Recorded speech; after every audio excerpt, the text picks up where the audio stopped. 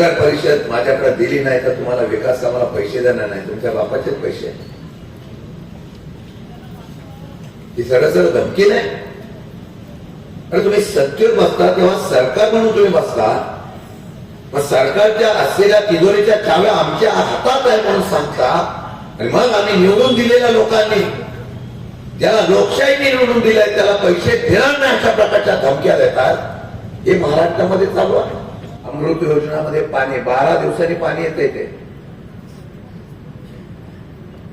फक्त टक्केवारीसाठी काम चालू आहे. आणि आहे कोण? चौधरी साहेबांना आणि सगळ्या खडसे साहेबांना मी सांगणार आहे, आपले लेफ्ट हँड कोण आणि राईट हँड कोण आहे ते पण आता बघून व्यवस्थित घ्या. कारण जेवढे लेफ्ट हँड राईट हँड वाले आहेत तेवढेच सगळे कॉन्ट्रॅक्टर झालेले आहेत. जेवढे भाजपचे नगरसेवक या असलेल्या नगर परिषदेमध्ये होते ते सगळे गब्बर झालेले आहेत.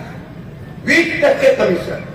मला आता कळलं काही लोकांचे सुरतच फटके आहेत.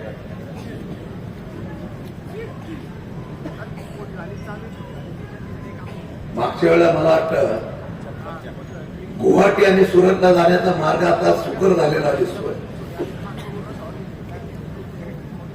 अरे आमच्या असलेल्या बीजेपीच्या काही नगरसेवकांना आमच्या पक्षात प्रवेश करायचा होता, तो पक्षात प्रवेश होऊ नये म्हणून त्याची बिलं थांबवण्याचा प्रयत्न झाला.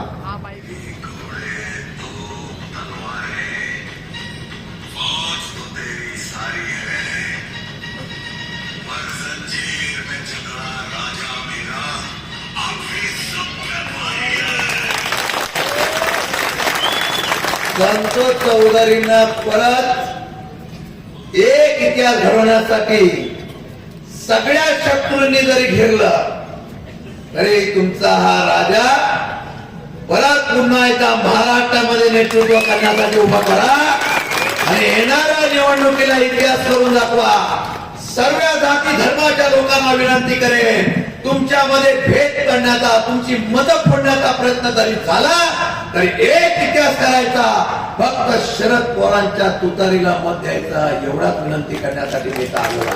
आम्ही कुठल्या जातीचा आहे म्हणून त्या ठिकाणी बोट दाखवलं जातं आणि त्याच्यावर राजकारण करण्याचा प्रयत्न या भाजपच्या लोकांनी सुरू केलेला आहे. संतोष भाऊ चौधरी असा कार्यकर्ता आहे की तो लढणारा कार्यकर्ता आहे आणि भुसावळचं ओळख संत चौधरीची व्हावी एवढी तुमच्याकडून मी अपेक्षा करतो. मंत्री खुलेआम बोलताय. 1 तारखेला तुम्हाला लक्ष्मी दर्शन होईल. लक्ष्मीचं दर्शन झालं तरी माझ्या या असलेल्या गायत्री मंगाळ्यांना निश्चितपणाने मत द्यायचं आणि माझ्या नगरसेवकांना मत द्यायचं एवढी तुम्हाला विनंती करणार.